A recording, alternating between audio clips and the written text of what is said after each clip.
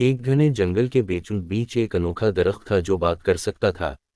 اس درخت کا نام شوریا تھا۔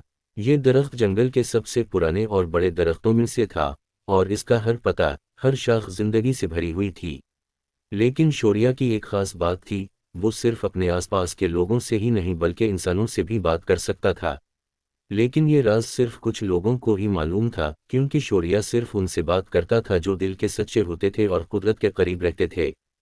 گاؤں کے قریب ایک چھوٹا سا لڑکا احسن رہتا تھا، جو ہمیشہ انوکھے اور پراسرار قصے سننے کا شوقین تھا۔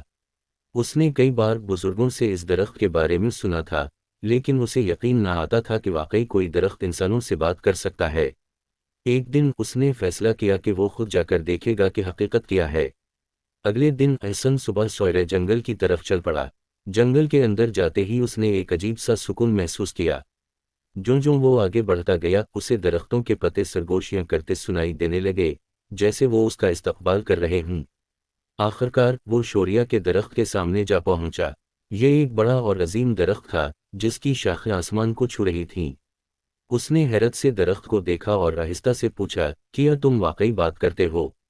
یکایک ہوا کے نرم جھونکے کے ساتھ درخت کے پتے ہلنے لگے اور ایک مدھم مگر گہری آواز آئی، ہاں، میں بات کرتا ہوں، لیکن صرف ان سے جو دل کے سچے ہوتے ہیں اور قدرت کو سمجھتے ہیں۔